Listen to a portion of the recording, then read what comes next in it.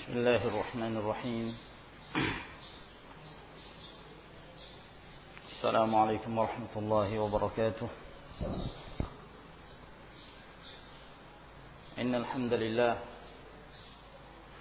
نحمده ونستعينه ونستغفره ونعوذ بالله من شرور أنفسنا ومن سيئات أعمالنا. من يهده الله فلا مضل له ومن يضلل فلا هادي له وأشهد أن لا إله إلا الله وحده لا شريك له وأشهد أن محمدا عبده ورسوله. يا أيها الذين آمنوا اتقوا الله حق تقاته ولا تموتن إلا وأنتم مسلمون. يا أيها الناس اتقوا ربكم الذي خلقكم من نفس واحدة وخلق منها زوجها وبث منهما رجالا كثيرا ونساء واتقوا الله الذي تساءلون به والأرحام إن الله كان عليكم رقيبا. يا أيها الذين آمنوا اتقوا الله وقولوا قولا سديدا يصلح لكم أعمالكم ويغفر لكم ذنوبكم ومن يطع الله ورسوله فقد فاز فوزا عظيما. أما بعد فإن أصدق الحديث كلام الله تعالى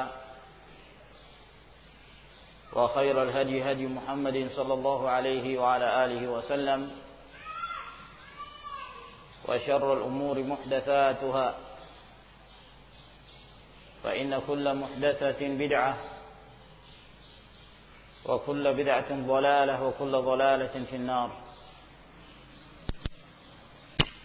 معاشر المسلمين wal muslimat rahimakumullah. Di antara nikmat yang Allah Subhanahu wa taala berikan kepada seorang hamba ketika Allah Jalla wa ala menganugerahkan kepadanya al-iman wal Islam dan nikmat mendekatkan diri kepada Allah Subhanahu wa taala. Sebab seorang hamba yang diberi kemudahan untuk beribadah dan mendekatkan diri kepada Allah Tabaraka wa Ta'ala, maka ini menunjukkan bahwa Allah Subhanahu wa Ta'ala menghendaki kebaikan baginya sehingga Allah meridainya, dan tidak ada balasan bagi orang-orang yang diridai Allah Jalla wa Ala melainkan dia akan mendapatkan al-jannah. Dan di antara hal yang memudahkan bagi seorang hamba untuk mendekatkan diri kepada Allah Subhanahu wa taala dengan ibadah yang sahih dan menjadikan dirinya sebagai hamba yang tunduk hanya kepada Allah Jalla wa Ala adalah dengan cara mempelajari agama Allah, mengkaji al-Islam yang telah dibawa oleh Nabi sallallahu alaihi wa alihi wasallam. Sebab Islam yang dibawa oleh Rasulullah sallallahu alaihi wa alihi wasallam yang merupakan agama yang hak, merupakan dinul haq yang Allah Jalla wa Ala tidak akan menerima satu keyakinan pun kecuali al-Islam yang dibawa oleh Rasulullah sallallahu alaihi wa alihi wasallam. Di dalam firman-Nya Allah Jalla wa Ala berfirman, "Wa man yabtaghi ghayra al-Islam dinan fala yuqbala minhu." Barang siapa yang mencari satu keyakinan, satu ajaran selain dari Islam yang dibawa oleh Rasulullah sallallahu alaihi wasallam, maka sekali-kali tidak akan diterima. Wa huwa fil akhirati minal khasirin. Dan dia termasuk di antara orang-orang yang merugi. Merugi di dunia dan lebih merugi lagi pada saat dia bertemu Allah Subhanahu wa ta'ala. Dan ini pula yang disebutkan oleh Al-Imam Muslim rahimahullahu ta'ala di dalam sahihnya dari hadis Abu Hurairah radhiyallahu ta'ala anhu, bahwa Rasulullah sallallahu alaihi wa ala alihi wasallam bersabda, "Walladhi nafsi biyadihi la yasma'u bi ahadun min hadhihi al-ummah yahudiyyun wala nasraniyyun thumma yamutu wa lam yu'min bima ji'tu bihi illa kana min ashabin nar." Demi Allah yang jiwaku berada di tangannya, tidaklah seseorang dari kalangan umat ini, apakah dia Yahudi atau dia beragama Nasrani atau keyakinan-keyakinan yang lainnya, apabila dia telah mendengarkan tentang aku dan apa yang aku bawa, lalu dia tidak beriman dengan apa yang aku sampaikan kepadanya, maka dia termasuk di antara penghuni neraka. Maka merupakan kenikmatan yang besar ketika Allah Subhanahu wa ta'ala memberikan kemudahan bagi seorang hamba untuk mempelajari al-ilmu, ilmu syar'i, ilmu yang mendekatkan dirinya kepada Allah Subhanahu wa ta'ala. Sebab tidak akan mungkin seseorang mampu beribadah dan melakukan pendekatan diri kepada Allah Subhanahu wa ta'ala dengan sebenar-benarnya kecuali apabila dia diberikan ilmu yang bermanfaat, ilmu tata cara beribadah, ilmu tata cara at-taqarrub ila Allah, mendekatkan diri kepada Allah Subhanahu wa ta'ala. Oleh karena itu, majelis-majelis ilmu yang seperti inilah yang seharusnya memberi semangat kepada kita sekalian dan mendorong diri kita untuk senantiasa memakmurkannya, menyuburkannya, sebab yang demikian akan semakin menambah kedekatan diri seorang hamba kepada Allah Subhanahu wa ta'ala, kepada Rabbnya, kepada Al-Khaliq. Demikian pula ketika dia beribadah di atas basirah, di atas kejelasan, tanpa ada keraguan.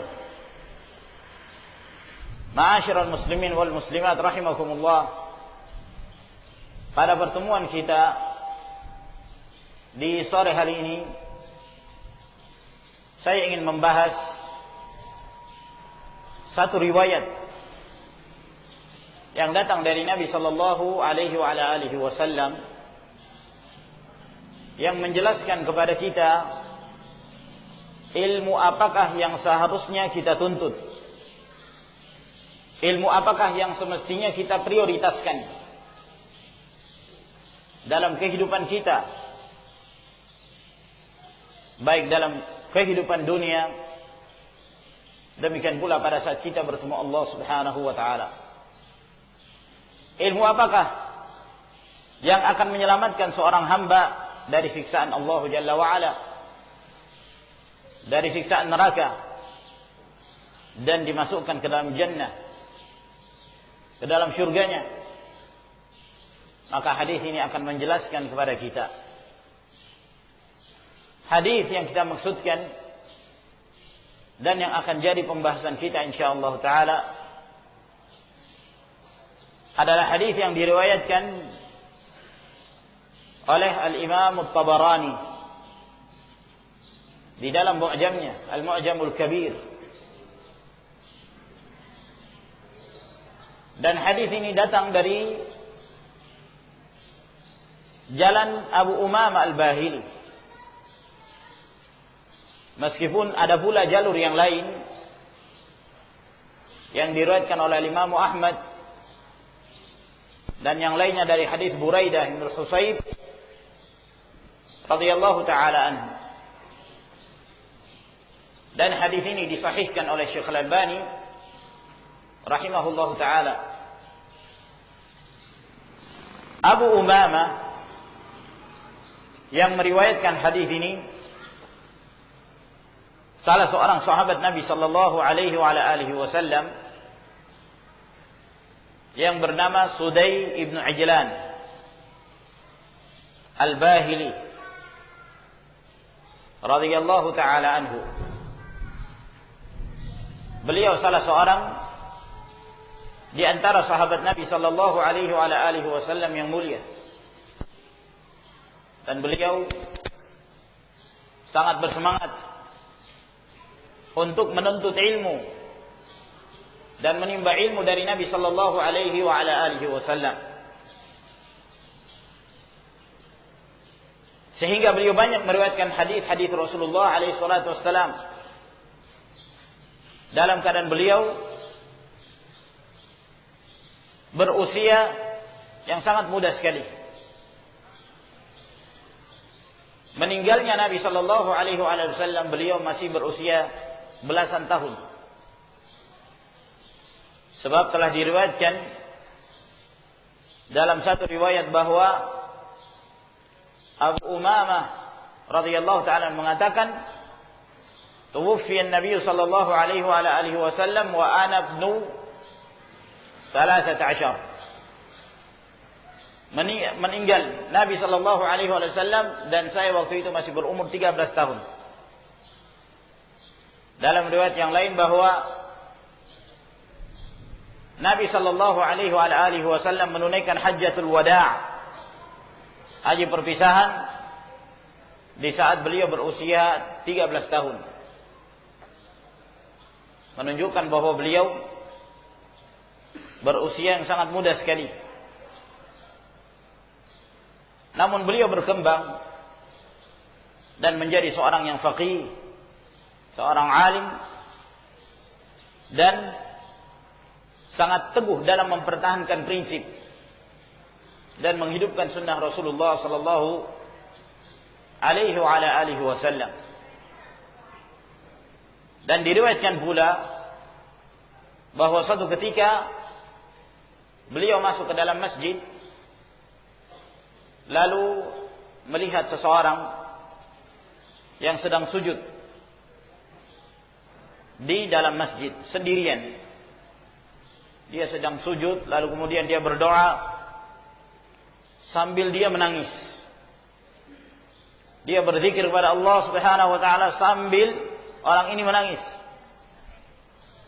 Maka Abu Umamah Al-Bahili radhiyallahu taala anhu mendatangi orang tersebut. Lalu kemudian beliau mengatakan, "Anta lau kunta fi baitik." Kata beliau, yang kamu lakukan ini bagus. Berzikir kepada Allah dalam keadaan menangis, berdoa kepada Allah dalam keadaan menangis. Kalau seandainya kamu mengerjakan ini di rumahmu, kalau seandainya engkau mengerjakan di rumahmu,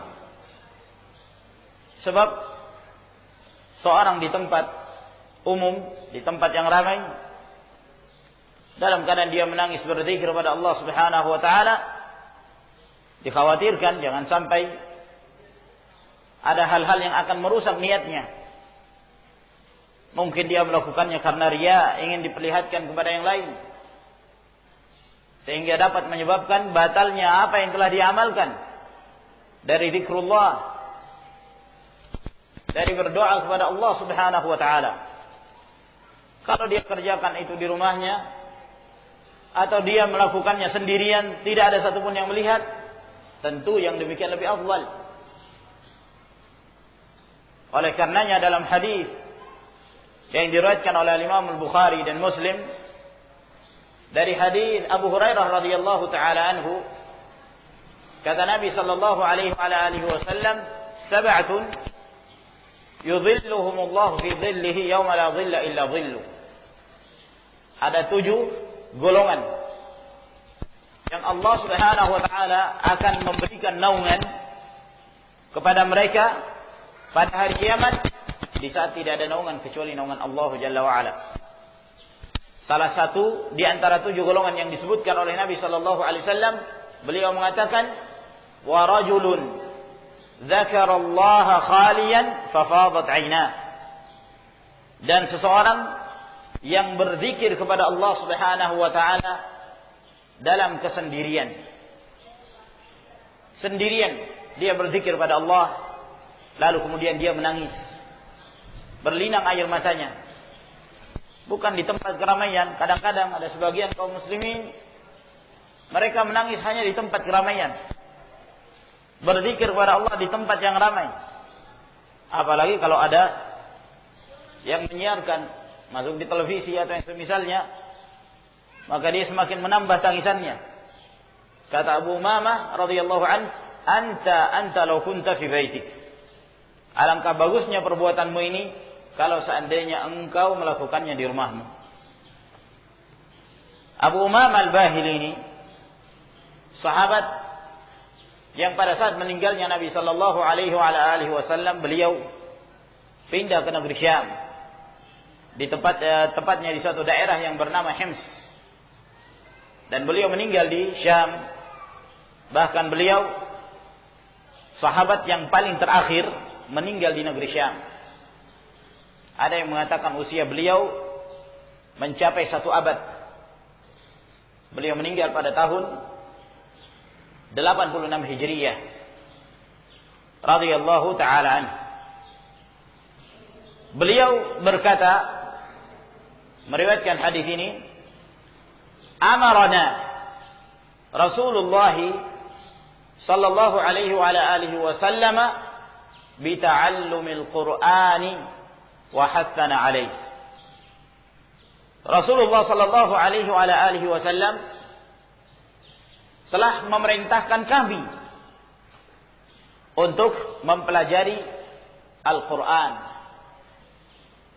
dan beliau mendorong kami, memberi semangat kepada kami untuk mempelajarinya. Ini perkataan Abu Umamah radhiyallahu taala anhu, bahwa Nabi sallallahu alaihi wasallam memerintahkan para sahabat radhiyallahu taala anhum untuk mempelajari Al-Qur'an. Dan Abu Umamah pada waktu itu masih berusia yang sangat muda sekali, di umur 13 tahun atau kurang dari itu. Beliau meriwayatkan hadis ini untuk menjelaskan kepada kita pentingnya mempelajari Al-Quran, dan pentingnya menganjurkan kepada kaum muslimin untuk mempelajari Al-Quranul Karim. Maka hendaknya kaum muslimin semenjak dini, demikian pula orang-orang tua, hendaknya mereka menganjurkan kepada generasi-generasi berikutnya, anak-anak mereka, kemudian generasi kaum muslimin yang lainnya, diberikan semangat untuk mempelajari Al-Quranul Karim. Sebab mempelajari Al-Quran termasuk di antara amalan yang paling afdal, yang dengannya seseorang mendekatkan diri kepada Allah Tabaraka wa Ta'ala. Di dalam hadis yang diriwayatkan oleh Imam Al-Bukhari dari hadis Utsman radhiyallahu taala anhu, kata Nabi sallallahu alaihi wa alihi wasallam, khairukum man ta'allama al-Qur'ana wa 'allama. Yang terbaik di antara kalian adalah yang mempelajari Al-Qur'an dan yang mengajarkan Al-Qur'an. Yang mempelajari dan yang mengajarkan Al-Qur'anul Karim. Mereka lah orang terbaik. Mereka lah orang yang dikehendaki kebaikan oleh Allah Subhanahu wa taala. Maka hendaknya hadis Abi Umam Al-Bahili radhiyallahu taala anhu ini senantiasa menjadi pengingat kita dan pendorong kita untuk mempelajari Al-Quran dan menganjurkan kepada generasi kita, anak-anak, semenjak mereka masih kecil, pada saat mereka masih memungkinkan untuk diatur oleh orang tuanya, hendaknya mereka terus diarahkan untuk mempelajari kitabullah Al-Quranul Karim mulai dari awal. Jangan malu seorang itu mempelajari Al-Quran dimulai dari awal. Seperti misalnya membaca huruf hijaiyah, a, ba, ta, dan seterusnya dari buku-buku yang memungkinkan, yang memudahkan kita untuk mempelajarinya. Dan kita mengajarkan itu kepada anak-anak kita atau kepada kaum muslimin yang mereka belum mengerti membaca Al-Quranul Karim. Jangan malu. Mulai dari Iqra misalnya. Baca dari a, ba, ta, dan seterusnya. Kemudian setelah itu berusaha untuk memperlancar bacaan Al-Quranul Karim. Sebab satu hal yang sangat memprihatinkan kondisi kaum muslimin. Terlebih lagi di zaman-zaman seperti sekarang ini, di mana mereka berlomba-lomba untuk mengejar kehidupan dunia. Berlomba-lomba untuk mengejar harta dunia. Berlomba-lomba untuk mengejar titel dunia. Berlomba-lomba untuk mendapatkan kedudukan dalam kehidupan dunianya. Lalu mereka lalai dari ibadah. Lalu mereka lalai dalam mempelajari kitabullah Al-Quranul Karim. Sehingga tidak jarang kita mendapati seseorang sudah memiliki titel, sudah punya gelar, Masya Allah. Ada yang gelarnya S1, ada yang gelarnya S2, ada yang gelarnya S3, doktor, bahkan profesor. Namun ketika dia membaca Al-Quranul Karim, nas'alullah as-salamah, ya, ketika dia membaca Al-Quranul Karim dalam keadaan sulit, dia mengucapkan, jangankan membaca surah yang lain, Al-Fatihah. Tidak jarang kita mendapati mereka membaca keluar dari makhraj yang sebenarnya. Kadang-kadang ada yang membaca Alhamdu, mereka rubah menjadi Al-Kandu. Al-Kandu lillahi rabbil ngalamin. Nah, salah satu contoh yang menunjukkan bahwa mereka tidak membiasakan semenjak kecil. Bahkan pernah kejadian ada yang sudah mendapatkan kedudukan yang tinggi, membaca Al-Fatihah tidak bisa. Allahul Musta'an, sudah berapa tahun dia meninggalkan sholat, sampai membaca Al-Fatihah dia tidak bisa membacanya. Padahal dia mengaku sebagai seorang Muslim. Maka hal yang seperti ini, ma'asyarul ikhwah rahimakumullah, memprihatinkan. Mereka menyangka bahwa kemajuan itu dilihat dari kemajuan dalam kehidupan dunia mereka. Kalau terlihat seorang itu sudah punya harta yang banyak, punya rumah yang besar, punya kedudukan yang tinggi di kalangan masyarakat dalam status sosialnya, maka dianggaplah itu adalah keberhasilan, itu adalah kesuksesan, meskipun dia tidak beribadah kepada Allah Subhanahu wa taala. Meskipun tidak nampak dan dia tidak pernah menampakkan dirinya di masjid beribadah kepada Allah. Maka yang seperti ini, ma'asyarul ikhwah rahimakumullah, sering kita mendapati mereka sangat mementingkan ilmu dunia, lalu kemudian lalai dari beribadah kepada Allah, menganggap bahwa belajar Al-Quran Karim itu hanya dikhususkan kepada mereka-mereka yang duduk di pondok pesantren.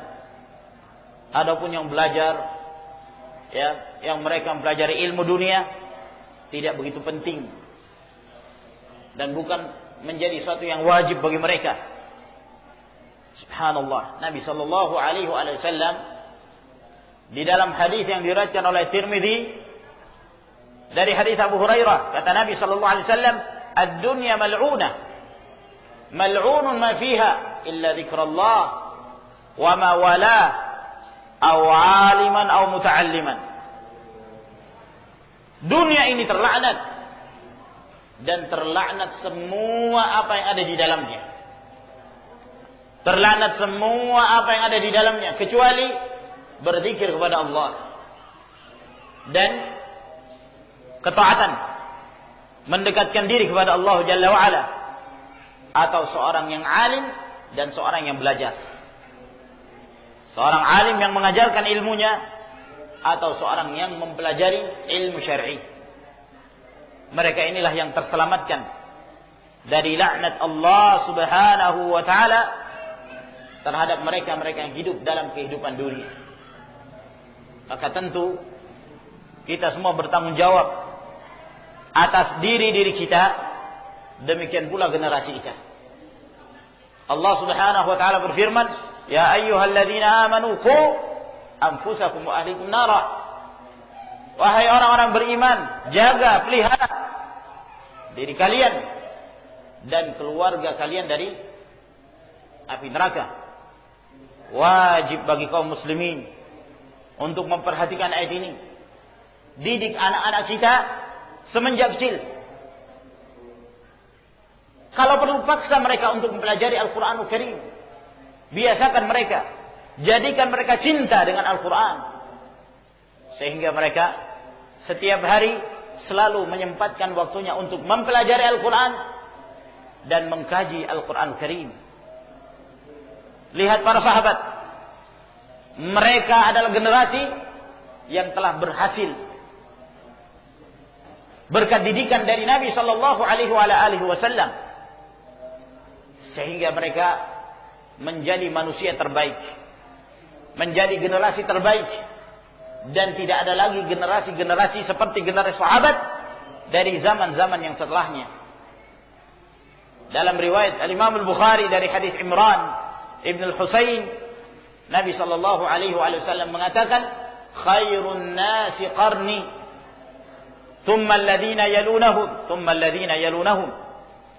Sebaik-baik manusia adalah yang hidup di zamanku. Siapa yang hidup di zaman Rasul sallallahu alaihi wasallam? Para sahabat. Kemudian setelah mereka. Kita generasi terbelakang ingin mendapatkan kebaikan, tiru para sahabat. Apa sih yang mereka pelajari? Apa sih yang telah mereka jalani?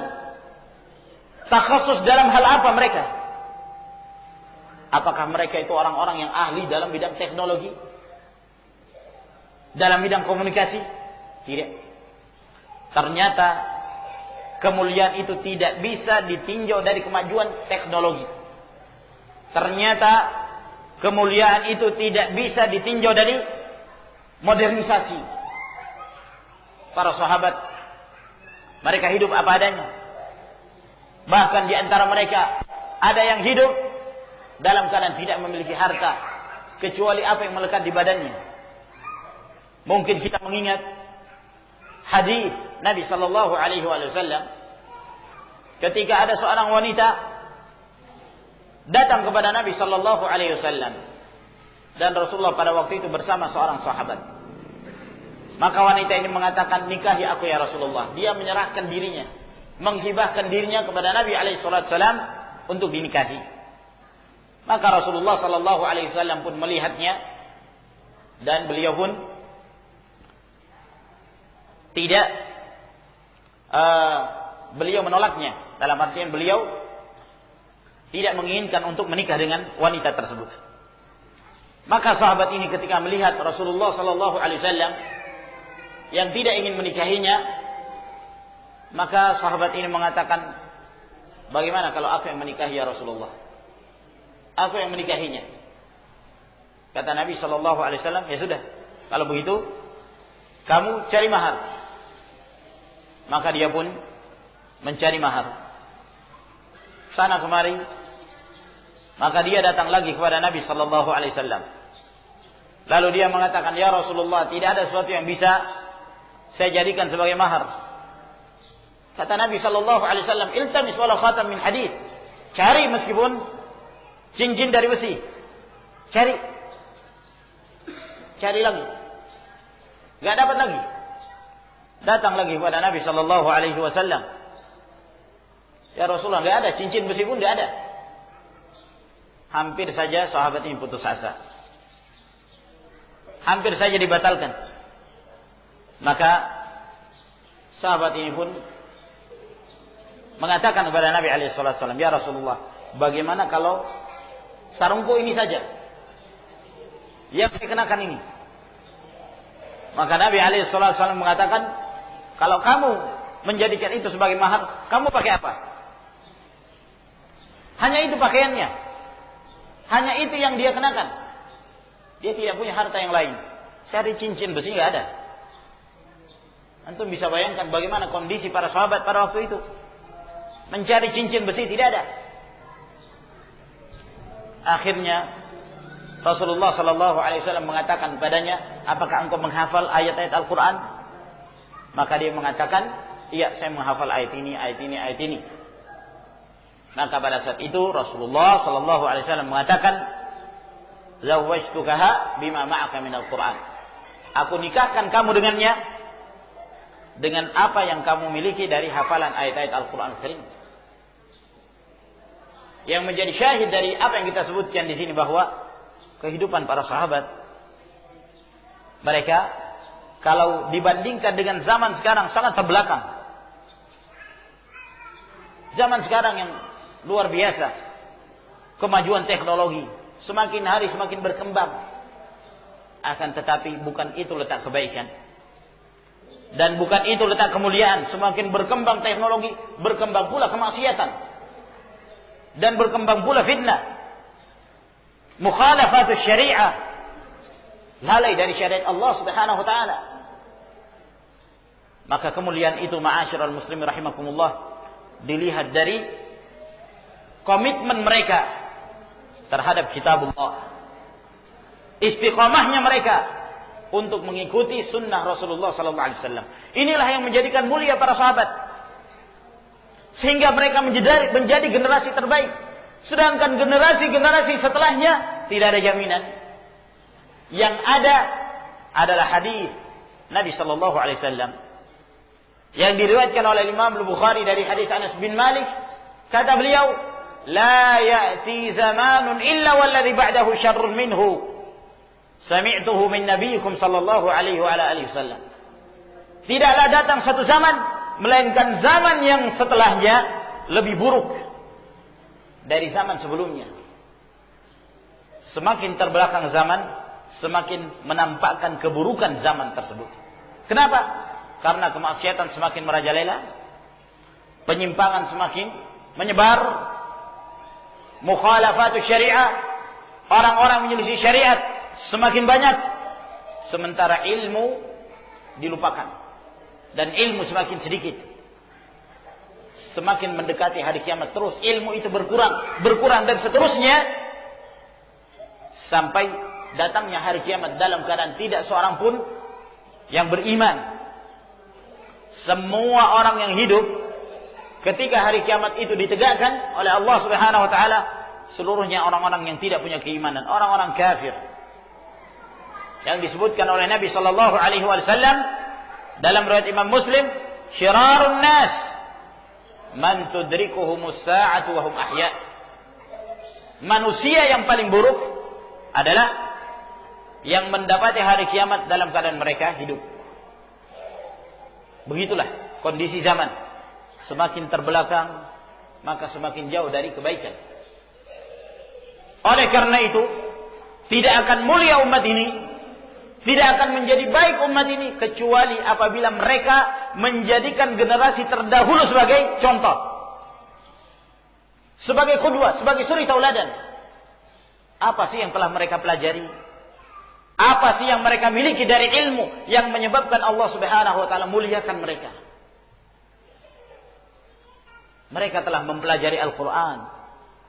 Mereka telah mendalami Al-Qur'an. Mereka telah hidup bersama Rasul sallallahu alaihi wasallam dan taat kepada Allah dan Rasulnya. Inilah yang menjadikan mereka itu mulia. Kata Umar Ibn Al-Khattab radhiyallahu taala anhu,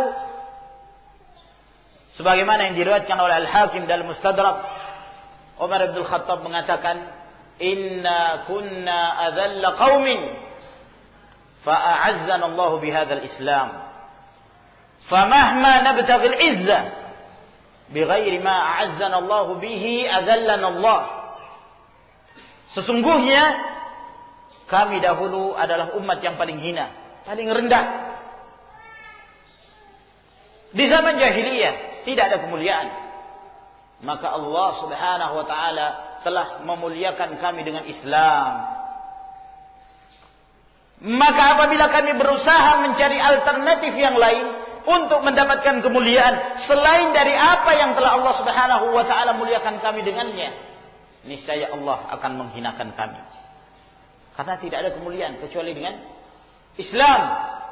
Tidak ada kemuliaan kecuali dengan mengamalkan apa yang telah dibawa oleh Rasulullah sallallahu alaihi wasallam, Al-Qur'anul Karim.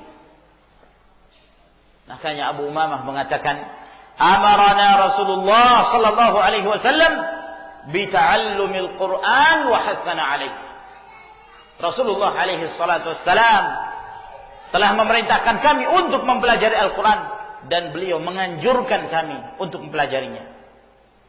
Faqala, lalu kemudian Rasulullah sallallahu alaihi wasallam bersabda menjelaskan tentang keutamaan orang-orang yang mempelajari Al-Qur'an itu. Orang yang senantiasa membacanya dan mengamalkannya dalam kehidupan dunianya. Kata Nabi sallallahu alaihi wasallam, "Innal Qur'ana ya'ti yaumal qiyamati ahwaja ma kanu ilaihi." Sesungguhnya Al-Quran, yang dimaksud Al-Quran di sini adalah bacaan Al-Quran seseorang, amalan seseorang ketika dia membaca Al-Quran dan mengamalkannya, membaca dan mengamalkannya. Ini sering ya kita sebutkan karena sebagian mereka memahami bahwa keutamaan itu hanya bagi orang yang membaca. Banyak dari kaum muslimin, mereka membaca Al-Quran, namun mereka tidak memahami isinya, tidak mentadabburi maknanya, tidak mengaplikasikan hukum-hukumnya dalam kehidupan. Padahal mereka rajin baca Al-Quran.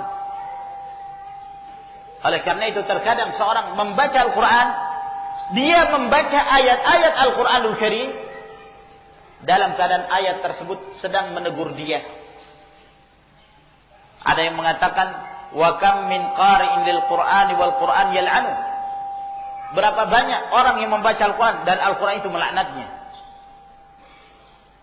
Seorang wanita misalnya, dia membaca firman Allah Subhanahu wa taala. Bacaannya bagus, Masya Allah.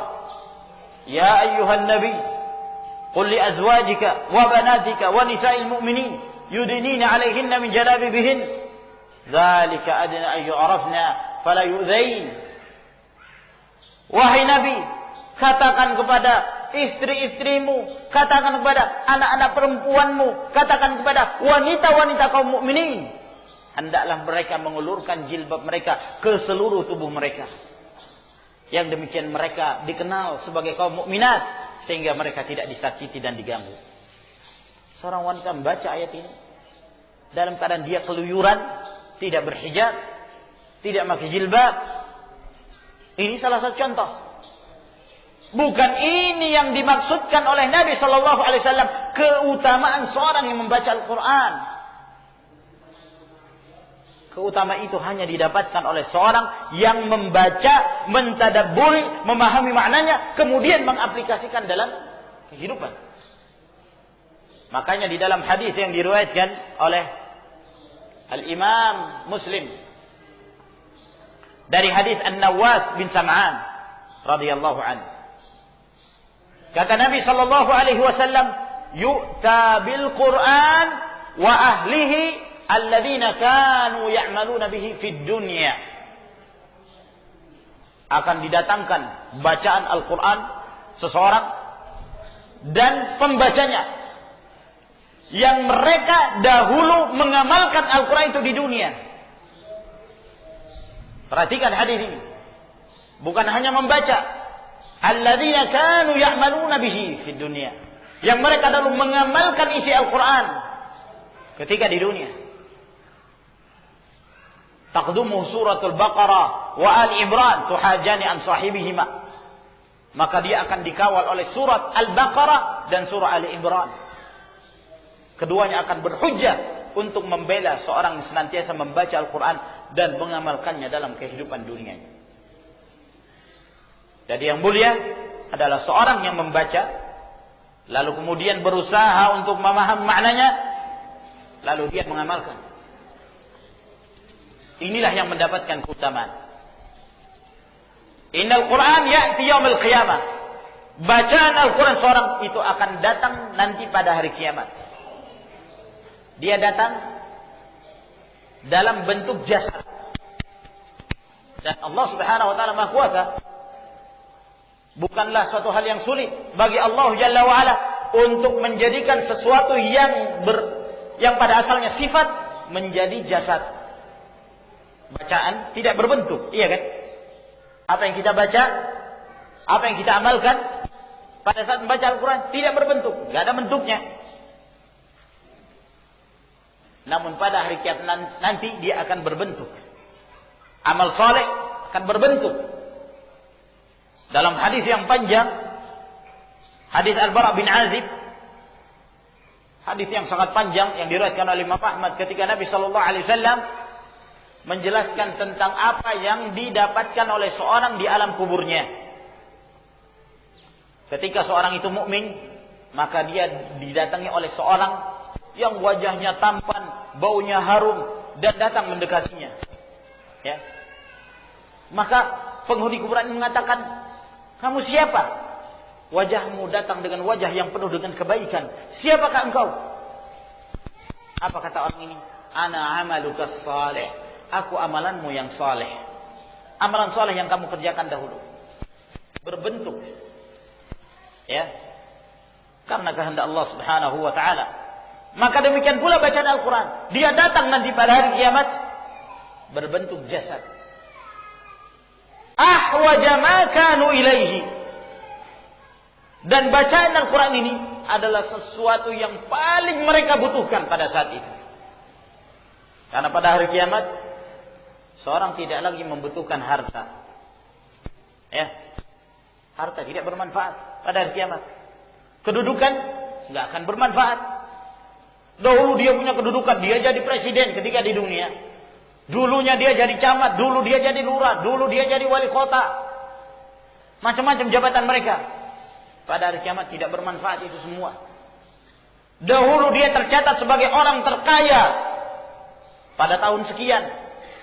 Pada hari kiamat tidak bermanfaat.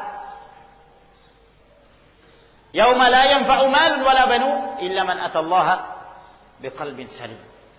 Pada hari kiamat nanti merupakan hari yang tidak bermanfaat, harta tidak pula turunan. Kecuali seorang yang datang dengan qalbun salim, dengan hati yang ikhlas, hati yang bertauhid, hati yang beribadah hanya kepada Allah Subhanahu wa taala. Dialah yang mendapatkan kemuliaan. Orang-orang kafir, mereka ingin menebus dirinya, tapi tidak mampu. Berapapun yang mereka miliki dari harta, tidak akan bermanfaat pada yaumul qiyamah. Ya. Makanya dalam hadis yang diriwayatkan Imam Muslim, kata Nabi sallallahu alaihi wasallam, yaqulu al-'abdu yaumil qiyamah, mali mali. Wa inna ma lahu min malihi ma akala fa afna, wa ma labisa fa abla, wa ma tasaddaqa fa amda. Wa ma siwa dhalika fa dhahib wa tarikuhu lin-nas. Kata Nabi sallallahu alaihi wasallam, seorang pada hari kiamat nanti dia akan mengatakan, hartaku, hartaku. Dia mencari hartanya. Kata Nabi sallallahu alaihi wasallam, padahal dia tidak mempunyai harta kecuali 3. Apa yang dia makan, yang dia habiskan, itulah hartanya dia. Apa yang dia pakai sampai pakaian itu lusuh, itulah harta dia. Dan apa yang dia sedekahkan. Apa yang disedekahkan apabila dia melakukan dengan ikhlas dan diterima oleh Allah Subhanahu wa taala, itulah hartanya dia yang akan bermanfaat nanti di akhirat. Adapun selain dari itu, dia tinggalkan untuk manusia menjadi milik ahli warisnya, bukan lagi miliknya. Nah, innal ladzina kafaru law anna lahum ma fil ardi jami'an wa mithluhu ma liyaftadu bihi min 'adzabi yaumil qiyamati ma tuqbila minhum wa lahum 'adzabun alim yuriduna an yakhruju minan nari wa ma hum bikharijin minha wa lahum 'adzabun muqim. Orang-orang kafir mereka berangan-angan sekiranya mereka memiliki dunia dan segala isinya ditambah lagi 2 kali lipatnya, mereka ingin menebus diri mereka agar bisa keluar dari siksaan Allah Subhanahu wa taala pada hari kiamat. Ma tuqbila minhum, kata Allah. Tidak akan diterima sama sekali. Tidak ada harganya itu, dunia dan segala isinya. Bagi mereka azab yang pedih. Mereka ingin keluar dari api neraka, namun mereka tidak mampu. Dan Allah Subhanahu wa taala menjadikan azab itu azab yang kekal bagi mereka. Sangat buruk nasib orang-orang yang mereka hanya mementingkan kehidupan dunia. Mereka lalai beribadah kepada Allah Subhanahu wa taala. Mereka lalai untuk mempelajari ilmu syar'i. Mereka lalai membaca Al-Qur'an. Mereka lalai mengamalkan Al-Qur'anul Karim. Padahal itulah yang akan menjadi bekal dia ketika bertemu Allah Subhanahu wa taala. Wa tazawwadu fa inna khairaz zadi taqwa. Berbekallah kalian. Apa sebaik-baik bekal? Allah tidak mengatakan fa inna khairaz zadil jah wal manzila wal mal katsir. Sebaik-baik bekal itu adalah harta, kedudukan dan lain sebagainya. Bukan itu. Namun bekal yang terbaik adalah bertakwa kepada Allah Subhanahu wa taala. Inilah yang akan bermanfaat untuk diri-diri kita, demikian pula terhadap keturunan kita. Makanya Nabi sallallahu alaihi wasallam mengatakan, amalan Al-Qur'an, bacaan Al-Qur'an Karim seorang hamba itu adalah yang paling mereka butuhkan nanti pada hari kiamat. Ahwaja ma kanu ilaihi. Maka datanglah bacaan Quran ini dalam sosok berjasad. Dia mendatangi pemiliknya. Lalu dia mengatakan, "Ata'rifuni? Kamu kenal aku?" Berkata Muslim ini yang mengamalkan, yang senantiasa membaca Al-Quran ketika di dunia, dia mengatakan, "Man anta? Kamu siapa?" Maka bacaan Al-Quran mengatakan, "Ana alladhi kunta tuhibbu wa takrahu an yufariqaka alladhi kana yashabuka wa yudnik." Akulah yang kamu senangi ketika di dunia. Kamu sangat senang dan kamu merasa benci untuk berpisah dengannya. Dialah yang senantiasa menarik kamu, yang mendekatkan kamu. Maka hamba ini pun mengatakan, "Fala'allaka al-Quran." Jangan-jangan kamu bacaan Al-Quran ya? Kamu bacaan Quranku dahulu. Subhanallah. Dalam riwayat yang lain disebutkan oleh Nabi sallallahu alaihi wasallam dalam riwayat Al-Imam Ahmad dari hadis Buraidah bahwa bacaan Al-Quran ini mengatakan kepada pemiliknya, "Ana ushirukal layali wa udmi'u hawajirak." Akulah yang membuat kamu begadang di malam hari. Di malam hari kamu bangun, kamu melaksanakan qiyamul lail sambil engkau membaca ayat-ayat Allah Subhanahu wa taala. Dan engkau mengeringkan kerongkonganmu di siang hari karena engkau membaca ayat-ayat Allah Subhanahu wa taala. Itulah aku, kata bacaan Al-Quran. Maka hamba ini pun mengatakan, "Fala'allakal Quran." Jangan-jangan kamu bacaan Quran itu ya? Maka pada saat itu kata Nabi sallallahu alaihi wasallam, "Fayuqdamu bihi ila rabbih azza wa jalla." Maka hamba Allah yang senantiasa membaca Al-Quran ini dihadapkan kepada Allah Subhanahu wa ta'ala. Fayu'tal mulka biyaminihi wal khulda bishimalihi wa yudha'u ala ra'sihi sakinah. Maka dia pun diberikan kekuasaan dengan tangan kanannya dan diberikan kekekalan dengan tangan kirinya, menunjukkan bahwa Allah Subhanahu wa taala telah memberikan kabar gembira kepadanya, dia mendapatkan surga dan dia kekal di dalamnya. Wa yudha'u 'ala ra'si sakinah, dan diletakkan ketenangan di atas kepalanya. Maka dia terus merasakan ketenangan itu. Sebab di dalam surga tidak ada lagi keletihan. Di dalam surga tidak ada lagi kelelahan. Seluruhnya penuh dengan kenikmatan dari Allah Subhanahu wa taala. Kemudian keutamaan yang lainnya yang disebutkan oleh Nabi sallallahu alaihi wasallam, wa yunsharu ala abawaihi hullatani la yaqumu lahum ad-dunya adhafa. Dan diberikan kepada kedua orang tuanya hullatan. Hullah itu termasuk pakaian semacam pakaian kebesaran yang biasanya dahulu dipakai oleh orang-orang Arab ya pada acara-acara tertentu. Tidak selalu dipakai. Dipakai pada saat ada acara tertentu, hari Jumat, atau pada saat ada tamu yang datang atau utusan-utusan yang hendak bertemu. Sebagaimana Rasulullah sallallahu alaihi wasallam biasa pernah memakainya. Pernah Nabi alaihi wasallam memakai hullatun hamra, dan hullah itu ada dua, bagian bawah izar dan bagian atasnya yang disebut rida. Dia diberikan hullah ini kepada kedua orang tuanya. Dua hullah. Namun tentunya hullah yang ada di dalam surga jangan kita bayangkan seperti pakaian zaman sekarang. Hullah ini kata Nabi sallallahu alaihi wasallam, la yaqumu lahum ad-dunya adhafan. Kalau kita mengumpulkan seluruh isi dunia ini, dunia dan seluruh isinya, segala jenis harta benda, apa saja, minyaknya, gasnya, batu baranya, emasnya, peraknya, dan seluruh apa saja yang ada di dunia ini, semuanya dikumpulkan dan bahkan berlipat-lipat, berkali-kali lipat untuk membeli hullah ini yang ada dalam surga, masih belum bisa menyamainya. Ya, sangat mahal. Ya. Hullah ini bisa dibeli dengan apa sih? Bukan dengan dunia. Bukan dengan segala isinya. Karena dunia ini di sisi Allah Subhanahu wa taala tidak bernilai sama sekali. Ya. Dunia ini di sisi Allah Subhanahu wa taala tidak bernilai sedikit pun. La ta'dilu 'inda Allah janah ba'udah.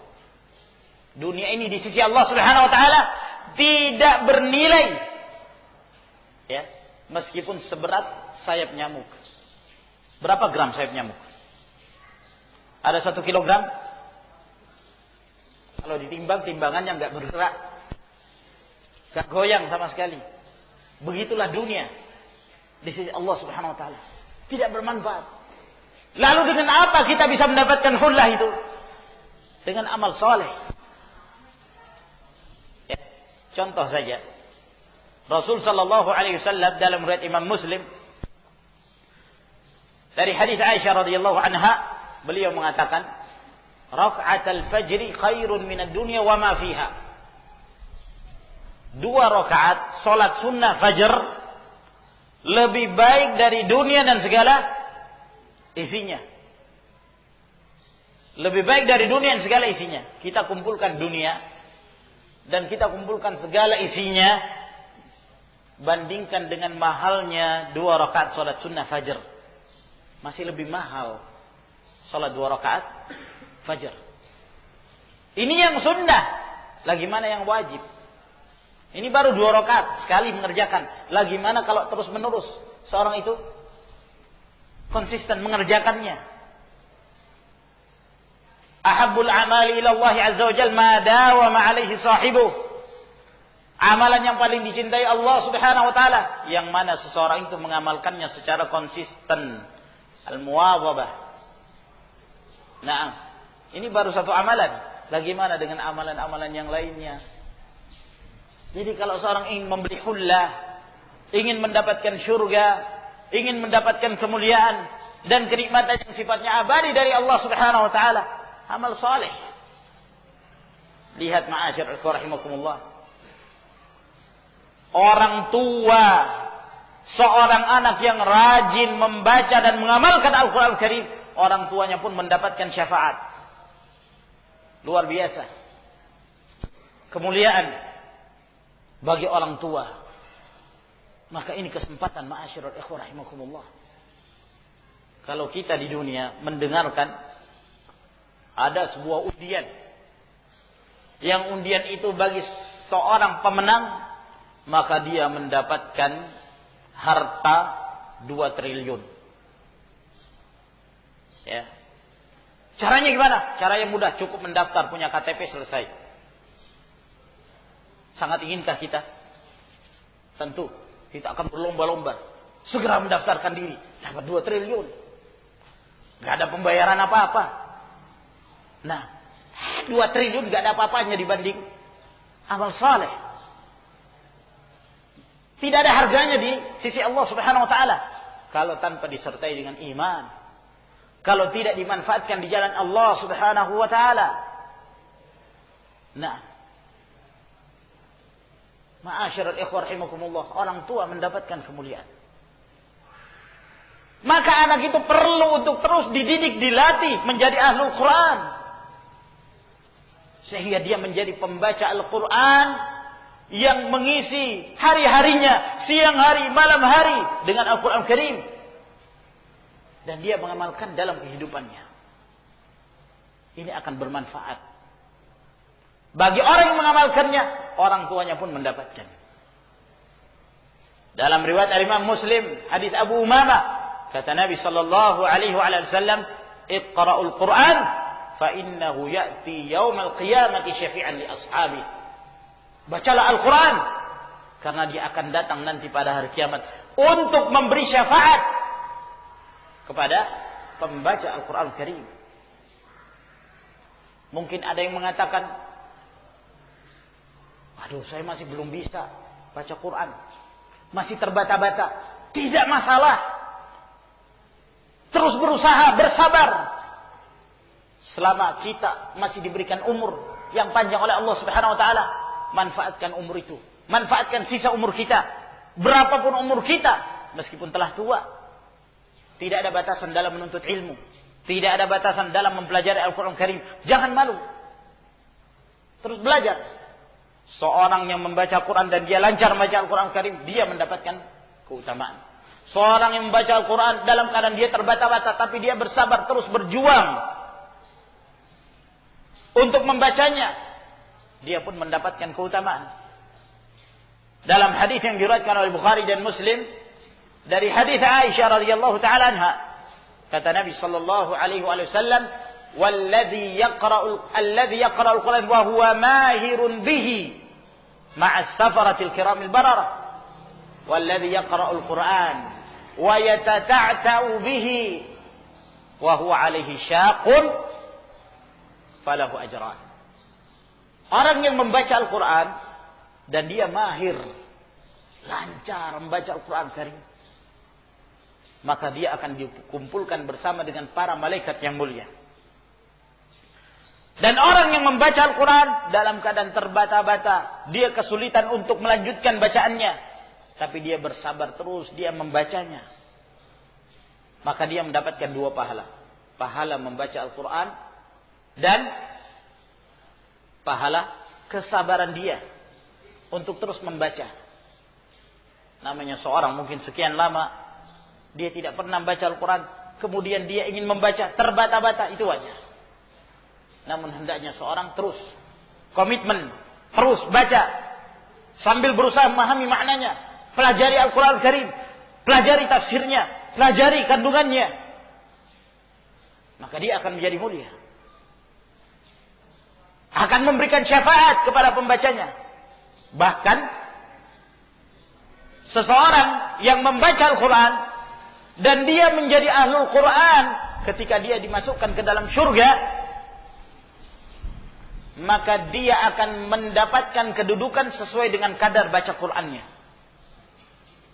Dalam hadis yang diriwayatkan oleh Ibnu Majah dari Abdullah bin Amr bin Al-As, Nabi sallallahu alaihi wasallam mengatakan, yuqalu li sahibil Quran yaumil qiyamah.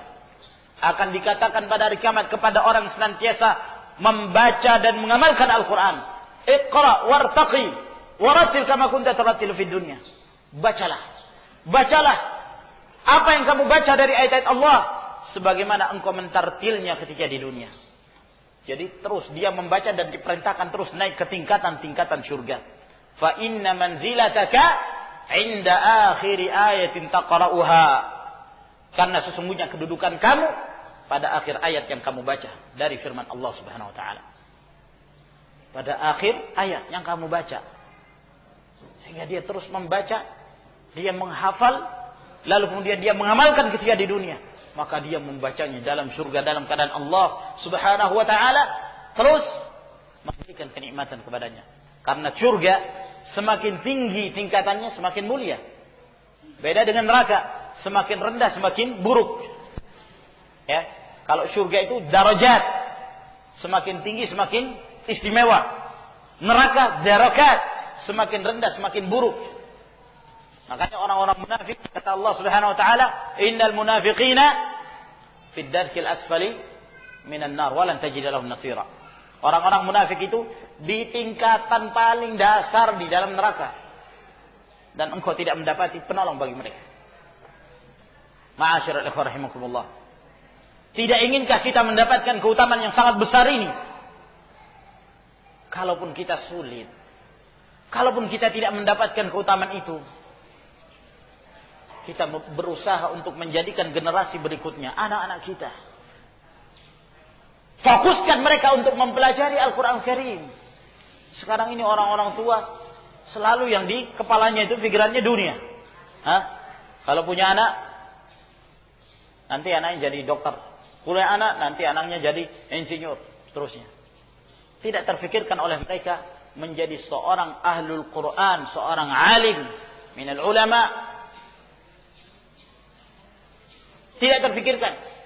Yang dipikirkan dunia. Setelah itu membatasi lagi. Cukup 2 anak. Nah, cukup 2 anak. Yang satunya, ya, anggaplah dia berhasil mendapatkan dunianya. Yang satunya lagi berhasil mendapatkan dunianya. Siapa yang akan mendoakan orang tua? Dengan apa orang tua itu akan mendapatkan syafaat? Termasuk di antara syafaat yang akan diberikan pada orang tua. Ketika anak itu saleh, anak itu senantiasa mendoakan orang tuanya. Idza mata al-insan inqata'a anhu 'amaluhu illa min 3. Kata Nabi sallallahu alaihi wasallam, jika seorang itu meninggal, terputus amalan kecuali 3 hal. Shadaqatin jariyah, atau ilmin yuntafa'u bihi, aw waladin salihin yad'u lah. Sedekah jariyah, ilmu yang bermanfaat, anak soleh yang senantiasa mendoakan orang tuanya. Anak yang saleh dengan amal solehnya, orang tuanya akan mendapatkan kemuliaan. Diberikan hullatain di dalam surga. Maka kedua orang tua ini, ketika diberikan 2 hullah itu, maka mereka pun terheran-heran. Maka mereka pun mengatakan, li ayyi syai'in kusina hadhihi? Dengan apa kami kok mendapatkan kemuliaan seperti ini? Kami diberikan pakaian seperti ini. Apa yang telah kami amalkan? Walam yablughu a'maluna. Kami merasa amalan yang kami amalkan dahulu ketika di dunia, itu tidak sepantasnya kami mendapatkan kemuliaan ini. Tapi kenapa kami mendapatkan kemuliaan? Diberikan kenikmatan yang sangat besar ini. Maka dikatakan kepada kedua orang tua hamba Allah Subhanahu wa taala ini, hadza bi akhdhi waladikum al-Qur'an. Ini disebabkan karena anak kamu yang senantiasa mengambil Al-Quran, membaca Al-Quran, mengamalkan Al-Quran Karim. Luar biasa. Dengan amal saleh seorang anak. Dan bimbingan orang tua.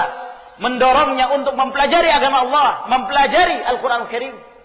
Orang tuanya mendapatkan kemuliaan. Sebab sudah menjadi ketetapan Allah Subhanahu wa ta'ala, apabila seorang anak saleh itu masuk ke dalam syurga, dan kedua orang tuanya ini juga saleh masuk ke dalam syurga, Allah akan mengumpulkan mereka kembali. Kalau anak ini mendapatkan kemuliaan, ditinggikan tingkatannya, derajatnya di dalam surga, sementara amalan kedua orang tua ini, kalau dia dimasukkan ke dalam surga, di tingkatan yang lebih rendah, sesuai dengan kadar apa yang dia amalkan. Namun karena anak yang soleh, maka kedudukan orang tua ini pun diangkat oleh Allah Subhanahu Wa Taala, dikumpulkan bersama dengan anaknya. Walladzina amanu wattaba'athum dzurriyyatuhum biiman alhaqna bihim dzurriyyatahum wa ma alatnahum min 'amalin min syai'. Orang-orang yang beriman, lalu keimanan itu diikuti oleh keturunan mereka, maka kami akan kumpulkan mereka di akhirat. Kami akan kumpulkan kembali mereka di dalam surga, dalam keadaan kami tidak mengurangi apa yang telah mereka amalkan ketika di dunia. Jannati 'adnin yadkhulunaha wa man salaha min abaihim wa azwajihim wa dzurriyyatihim. Mereka masuk ke dalam jannat, ke dalam surga Aden. Mereka masukinya bersama dengan orang-orang yang saleh dari istri-istri mereka, dari orang-orang tua mereka, dan dari keturunan mereka, anak-anak mereka.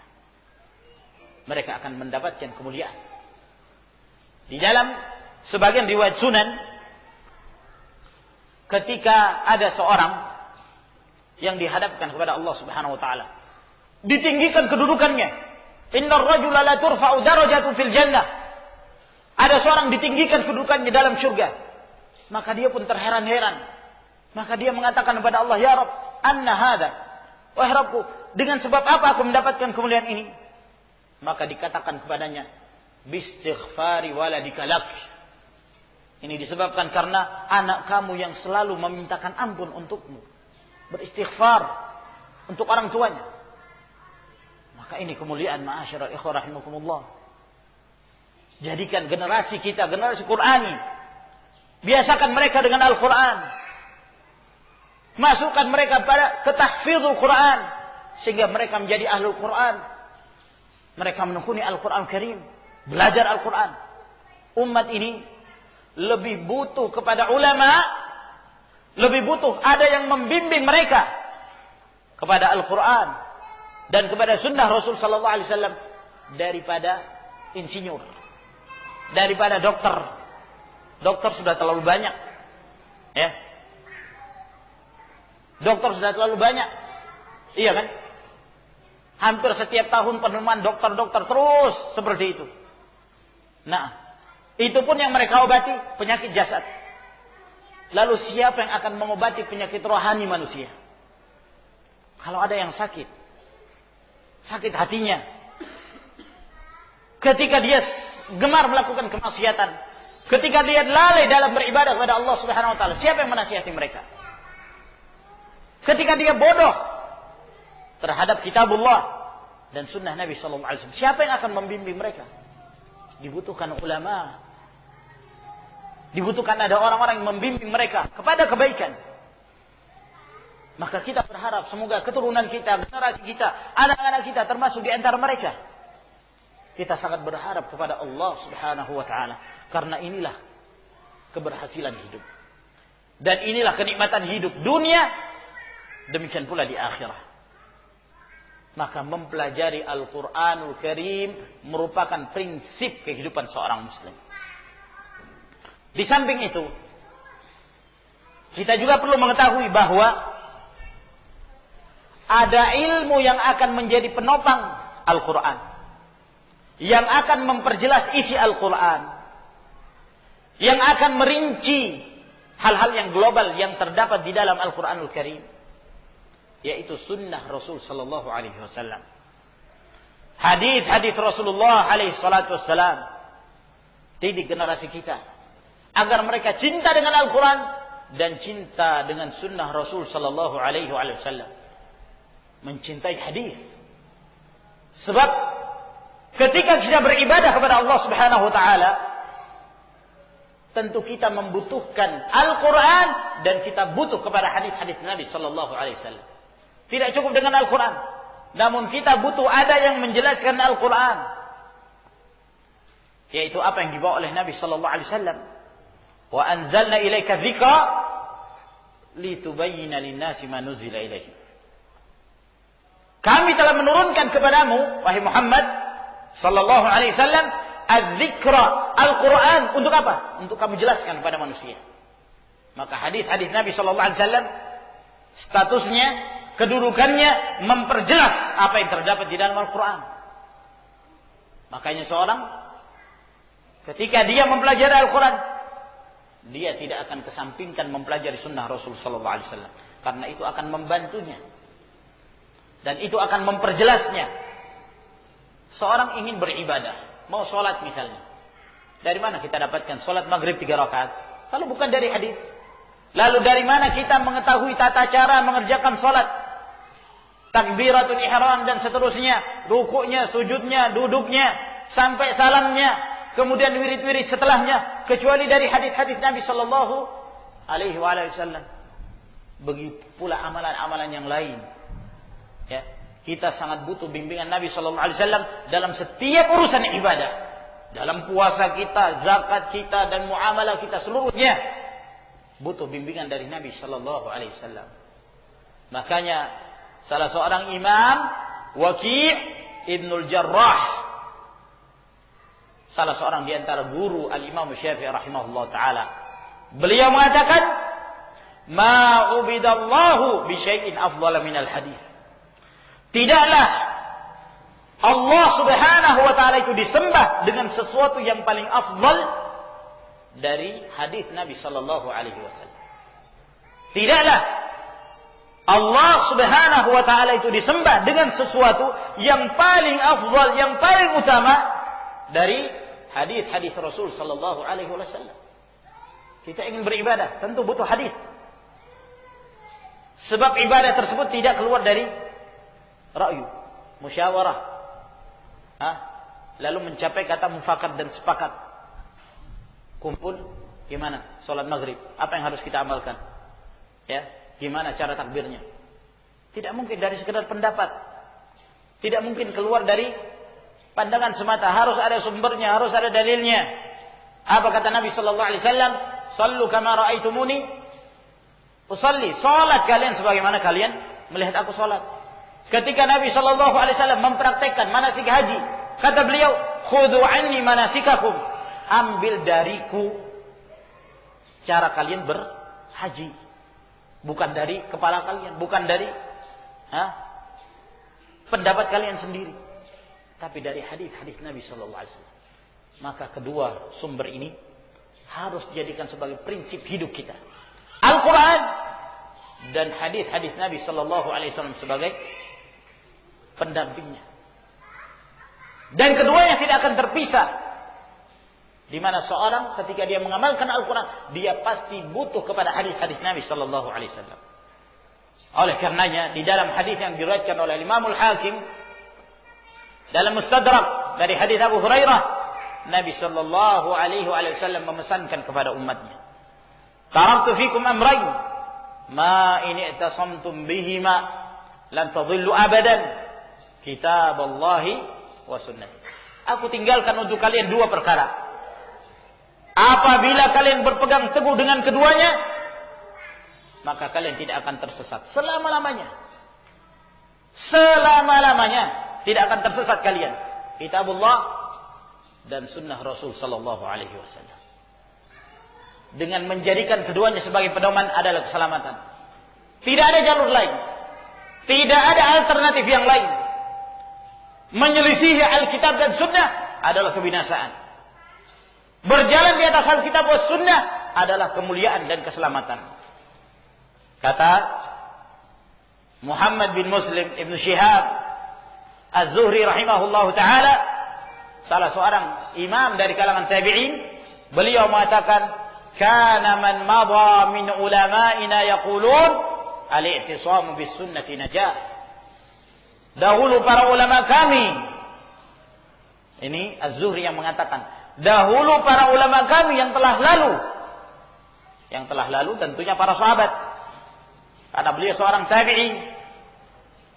Dahulu para ulama kami, mereka mengatakan, al-i'tisam bis sunnati najatun. Berpegang teguh dengan sunnah dengan apa yang datang dari Nabi sallallahu alaihi wasallam, itu adalah keselamatan. Keselamatan, keberhasilan.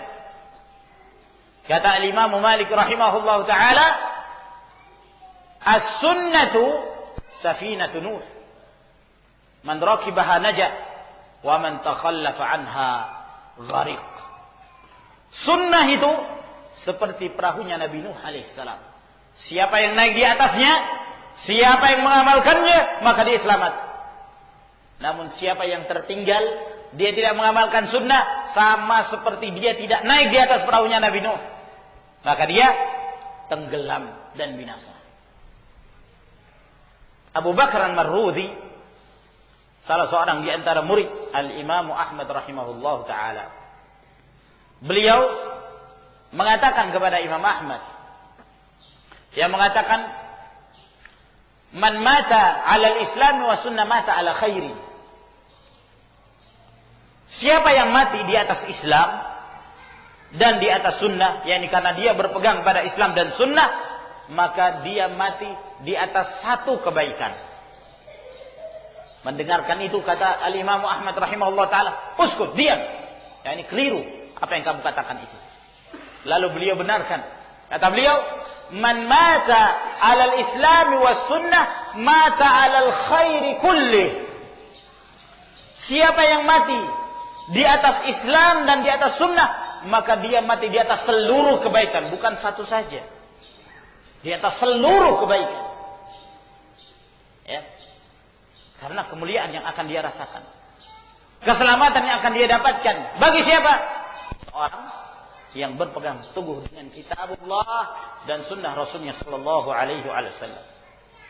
Apabila generasi kita menjadi seorang yang mengerti tentang kitabullah dan sunnah Nabi sallallahu alaihi wasallam, semenjak kecil mereka belajar, semenjak kecil mereka telah menekuni Al-Qur'an Karim seperti para ulama dahulu. Oleh karena itu, kalau kita membaca biografi para ulama, kita kadang-kadang mendapati si fulan 7 tahun sudah hafal Quran, si fulan 8 tahun hafal Quran, 9 tahun hafal Quran, 10 tahun sudah hafal Quran, 11 tahun, ini belasan tahun sudah hafal Quran. Generasi kita 60 tahun belum hafal, 1 juz pun belum hafal. Ya. Kenapa mereka?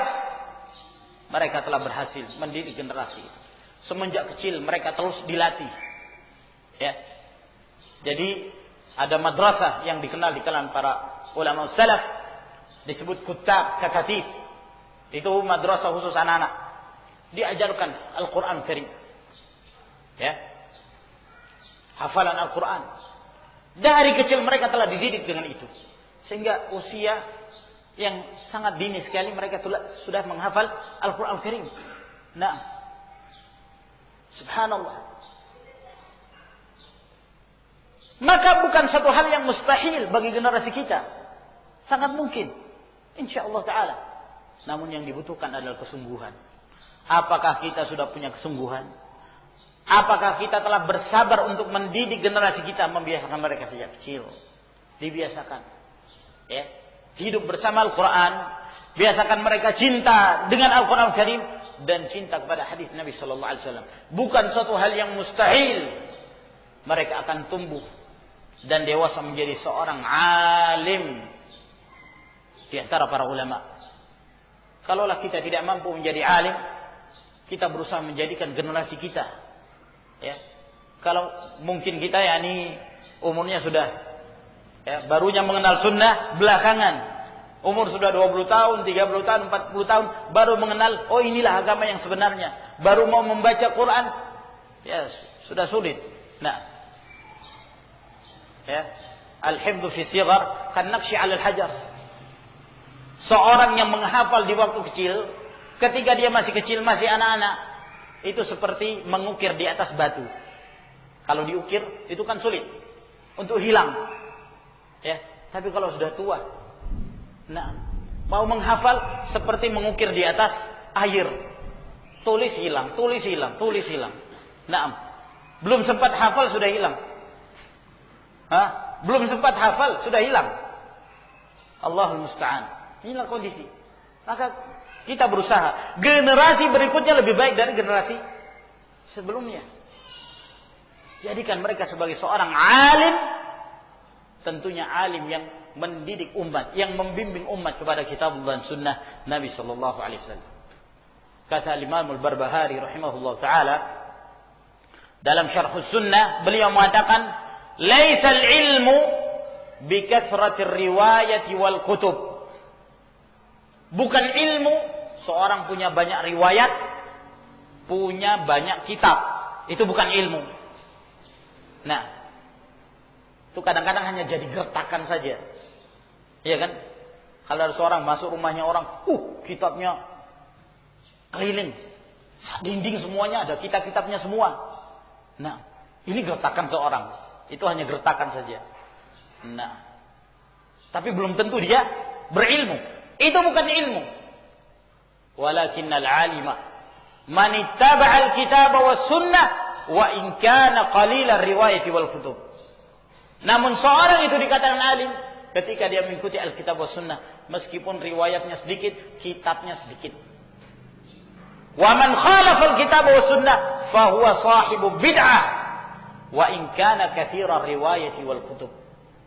Dan siapa yang mengisi Alkitab dan Sunnah, maka dia ahlul bid'ah, meskipun dia punya banyak riwayat, punya banyak kitab.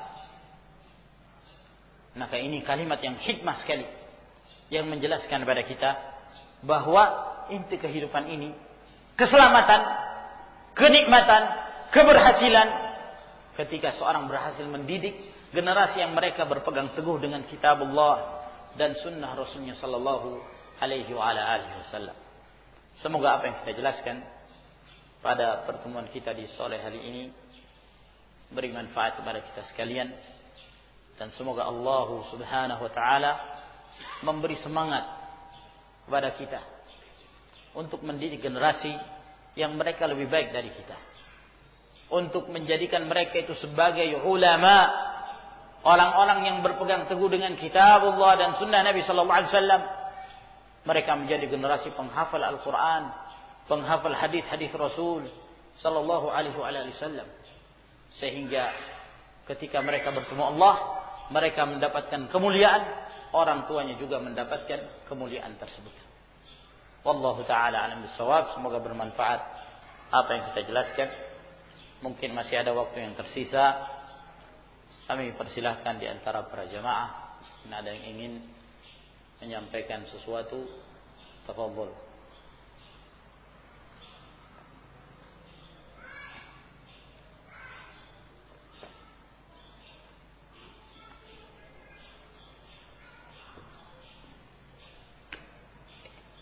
Jangan malu bertanya, dan jangan bertanyanya setelah ta'lim.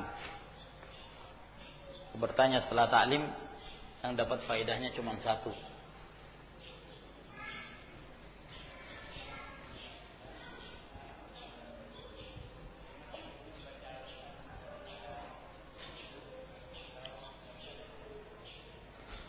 Apa hukumnya membaca Al-Quran dalam keadaan berwudu atau dalam keadaan tidak berwudu? Nah, ya memang keadaan seorang membaca Al-Quran hanya dua keadaan ini. Apakah dia suci, atau yang kedua tidak suci. Saya kira nggak ada keadaan yang ketiga, setengah suci, setengah nggak suci, nggak ada. Suci atau tidak suci. Adapun dalam keadaan suci, tentu yang demikian lebih afdal. Ya, tidak ada perselisihan di kalangan para ulama dalam hal ini. Nabi sallallahu alaihi wasallam mengatakan, "Inni karihtu an adzkurullah wa ana ala ghairi taharah." Aku benci berzikir kepada Allah Subhanahu wa taala dalam keadaan tidak suci. Oleh karena itu suatu ketika Rasulullah sallallahu alaihi wasallam, ada seorang mengucapkan salam kepada beliau sementara beliau tidak dalam keadaan suci. Nah, sahabat ini mengucapkan salam kepada Nabi alaihi wasallam. Rasulullah tidak dalam keadaan suci, maka beliau segera, di situ ada dinding rumah, ya. Lalu kemudian beliau menempelkan kedua tangan beliau di dinding tersebut, yakni bertayammum. Setelah itu beliau menjawab salam. Nah, dari sini para ulama menjadikan hadis ini sebagai dalil dianjurkannya berzikir. Menjawab salam termasuk zikrullah dalam keadaan suci. Seorang menjawab salam tentu dibutuhkan suatu yang tidak lama. Jangan salamnya sekarang, jawabannya besok. Nah, butuh segera. Nah, karena kondisi pada waktu itu Nabi sallallahu alaihi wasallam memungkinkan untuk bertayamum, maka beliau pun bertayamum lalu menjawab salam orang tersebut. Adapun seorang yang membaca Al-Qur'an dalam keadaan tidak suci, dalam hal ini memang terjadi khilaf di kalangan para ulama. Hukum orang membaca Al-Quran dalam keadaan junub atau seorang wanita yang dalam keadaan haid dan nifas. Namun yang sahih dalam permasalahan ini bahwa membaca Al-Quran Al-Karim dalam keadaan tidak suci hukumnya boleh. Tidak ada dalil yang sahih yang datang dari Nabi Sallallahu Alaihi Wasallam tentang tidak diperbolehkannya membaca Al-Quran dalam keadaan tidak suci. Dalam keadaan tidak suci. Apa yang datang dari hadits Ali bin Abi Thalib yang melarang orang junub membaca Al-Quran Al-Karim, hadits ini dhaif. Nah, ini tentang membaca Al-Quran. Berbeda lagi hukumnya menyentuh mushaf Al-Quranul Karim. Yang kita bahas tadi membaca tanpa menyentuh. Adapun menyentuh mushaf juga terjadi khilaf di kalangan para ulama antara pendapat yang membolehkan menyentuh dalam keadaan tidak suci dan pendapat yang mengatakan tidak bolehnya. Ya, masing-masing mereka memiliki dalil. Namun yang zahir wallahu taala alam, dan itu lebih ahwat, lebih berhati-hati untuk tidak menyentuh Al-Quran, mushaf Al-Quran kecuali dalam keadaan suci. Suci dari hadas besar dan suci dari hadas kecil. Berdasarkan keumuman firman Allah Subhanahu wa taala, la yamassuhu illa al-mutahharun. Tidak ada yang menyentuhnya kecuali yang disucikan. Memang betul bahwa ayat ini dijelaskan oleh sebagian para ulama tafsir bahwa yang dimaksud adalah Al-Quran yang terdapat di dalam Al-Lauhul Mahfuz, dan Al-Mutahharun yang dimaksud adalah para malaikat. Yang dimaksud adalah para malaikat. Namun dijelaskan oleh Sa'di rahimahullah dalam tafsirnya bahwa kalau Al-Quran yang terdapat di dalam Al-Lauhul Mahfuz tidak disentuh kecuali yang suci, para malaikat, maka demikian pula mushaf Al-Quran tidak sepantasnya seseorang menyentuhnya kecuali dalam keadaan suci. Dan ini dikuatkan pula dengan penafsiran yang datang dari dua sahabat, Salman Al-Farisi dan Abdullah bin Umar. Suatu ketika Salman radhiyallahu taala anhu dalam keadaan tidak suci. Lalu kemudian ada seorang yang hendak menyuruh beliau untuk menyentuh Al-Quran Karim, lembaran-lembaran Al-Quran. Lalu beliau enggan dan beliau mengatakan, innahu la yamassuhu illa al-mutahharun. Tidak ada yang menyentuhnya kecuali orang yang dalam keadaan suci. Demikian pula riwayat yang datang dari Abdullah bin Umar yang diriwayatkan oleh Abdul Razzaq dalam Musannaf. Dan dikuatkan lagi dengan hadis Nabi sallallahu alaihi wasallam. Hadis Nabi alaihi salatu wasallam, Amr bin Hazm, la yamassul Qur'ana illa tahir. Tidak ada yang menyentuh Al-Quran kecuali dalam keadaan suci. Maka hendaknya Allah taala alam, hendaknya kita tidak menyentuh mushaf tersebut kecuali dalam keadaan suci. Dan ini juga akan melatih kita untuk senantiasa menyucikan diri. Sebab seorang berwudu itu tidak hanya pada saat hendak sholat. Usahakan dalam setiap keadaan kita selalu dalam keadaan tahir, dalam keadaan suci. Sebab itu merupakan tanda keimanan. Kata Nabi SAW yang diriwayatkan oleh Imam Malik dalam Muwatta, la yuhafidhu 'ala al-wudu' illa al-mu'min. Tidaklah seseorang itu senantiasa menjaga dan memelihara wudunya kecuali dia seorang mukmin. Maka itu tanda keimanan. Maka kita berusaha insyaallah taala pada setiap keadaan kita, begitu batal wudu, bangun dari tidur atau yang semisalnya, segera kita memperbaharui wudu kita sehingga kita berjalan dan setiap keadaan dalam keadaan suci. Wallahu taala. Apakah boleh laki-laki memakai gelang yang terbuat dari emas? Jazakallahu khair. Anta jazakallahu khair. Tidak diperbolehkan bagi kaum lelaki memakai emas. Demikian pula memakai sutra, kain sutra. Hal ini termasuk di antara dosa besar.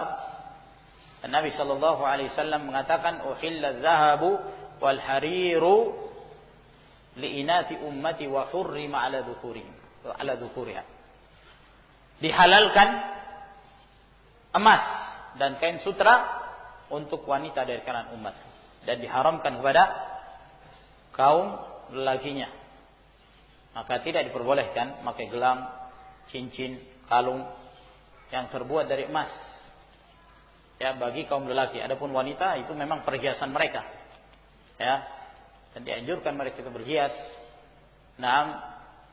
Anting atau kalung atau gelang yang semisalnya perbolehkan, apalagi pada saat mereka berhias di hadapan suami mereka. Tidak ada larangan sama sekali dan tidak ada perbedaan dalam hal ini. Bentuk emas tersebut apakah dalam bentuk ditusuk atau melingkar, ya, dalam bentuk melingkar atau tidak. Yang sahih dari pendapat ulama dan itu pendapat jumhur ulama bahwa diperbolehkan secara mutlak. Apakah ada cara-cara tertentu dalam hal menghafal? Dalam menghafal Al-Quran Al-Karim, maka yang paling pertama yang dibutuhkan adalah kecerdasan. Sebab kecerdasan ini akan sangat memberi pengaruh pada hafalan seseorang. Dan tentunya kecerdasan itu bertingkat-tingkat dan itu sudah ditetapkan oleh Allah Subhanahu wa taala. Ya, kadang-kadang seorang mendengarkan sekali dia sudah menghafal. Ada yang 2 kali, ada yang 3 kali, berbeda-beda. Ada yang berkali-kali juga enggak nyantol-nyantol juga. Maka dibutuhkan kecerdasan. Nah, namun kecerdasan pun bisa diasah, ya. Jangan seorang belum bersabar, belum bersungguh-sungguh sudah menuduh dirinya sendiri. Wah, memang saya bodoh. Memang saya begini, memang saya enggak bisa menghafal, memang seterusnya. Jangan. Usahakan dulu, bersabar dulu. Nah, kemudian setelah itu semangat. Harus ada semangat. Ya. Semangat untuk mencintai Al-Qur'an Al-Karim. Semangat untuk membaca Al-Qur'an Al-Karim. Kemudian yang berikutnya kesabaran. Dibutuhkan kesabaran. Nah, jangan seorang itu cepat bosan. Ya. Cepat bosan. Sabar. Ya, dalam kondisi konsentrasi. Oleh karena itu para ulama menganjurkan apabila seorang hendak mencari waktu-waktu untuk menghafal dan tempat untuk menghafal, cari waktu yang tenang, jangan yang berisik. Ya, dan waktu yang terbaik itu di malam hari. Lebih baik lagi di waktu sahur. Ya. Nah, setelah sholat hafal. Nah, atau di pagi hari. Yang jelas kapan saja sebenarnya diperbolehkan. Cuman secara tajrubah, pengalaman yang paling afdal itu dilakukan di waktu sahur, di malam hari. Adapun tempat, secara umum tempat di mana saja boleh. Namun diusahakan mencari tempat yang dalam artian nyaman untuk diri kita, namun tidak merusak konsentrasi. Tidak merusak konsentrasi. Nyaman dari sisi udaranya misalnya, hawa bagus. Ya, dalam artian tidak membuat seorang cepat gerah atau irhaq dan yang semisalnya. Nah, dan tidak menghilangkan konsentrasi. Ya.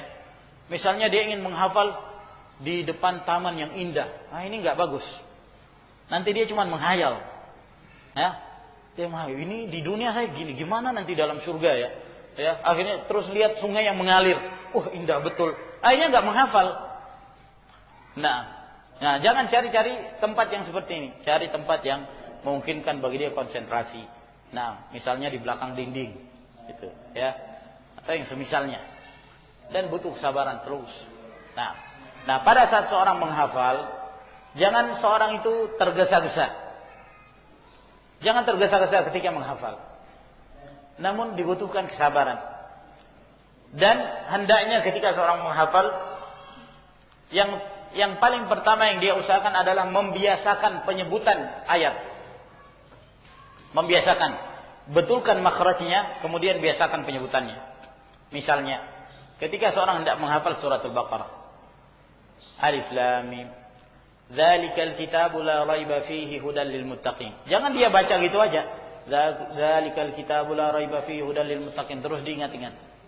Nah, itu sulit.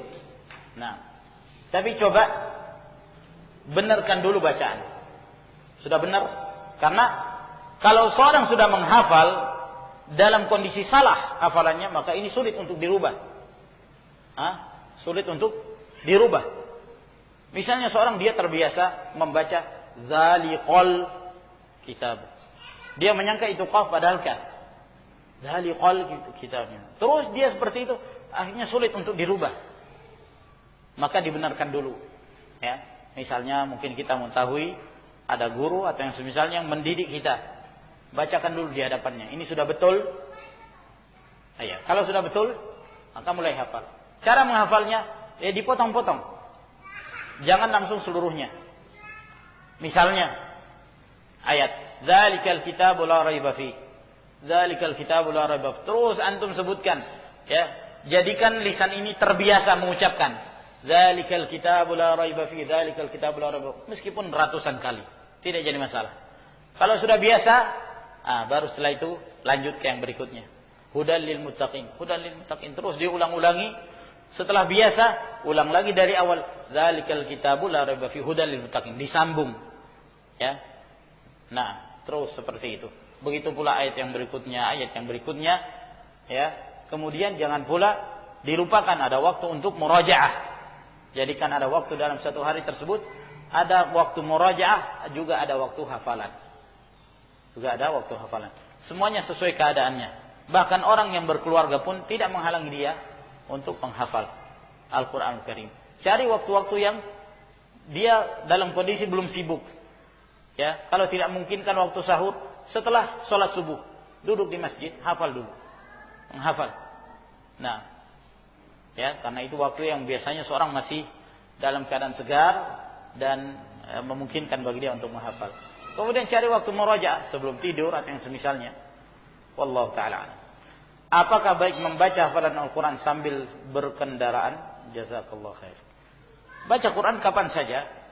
Seorang bisa membaca Quran sambil jalan, sambil duduk, sambil berkendaraan dan seterusnya. Baik, tidak jadi masalah yang demikian.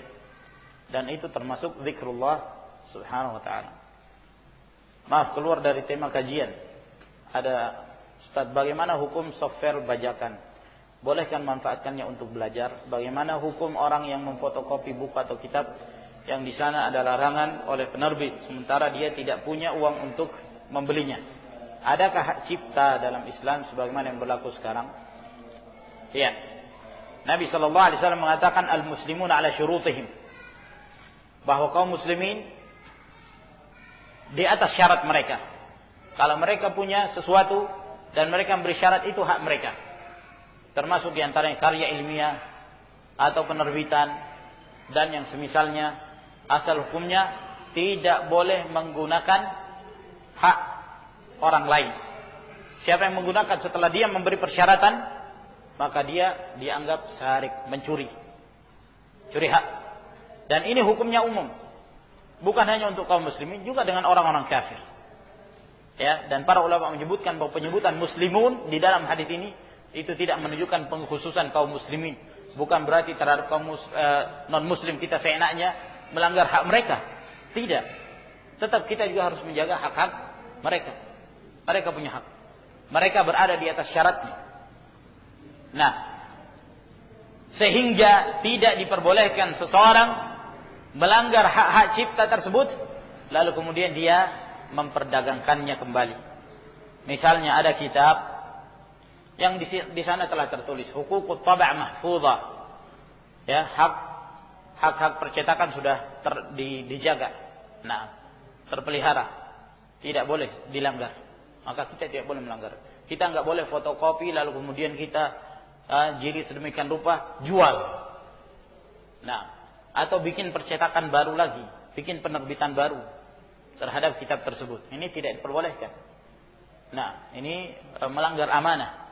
Nah, akan tetapi kalau seseorang butuh dalam hal ilmu untuk pribadinya, bukan untuk diperdagangkan, bukan untuk perdagangkan, tapi untuk kepentingan dia, untuk dia belajar,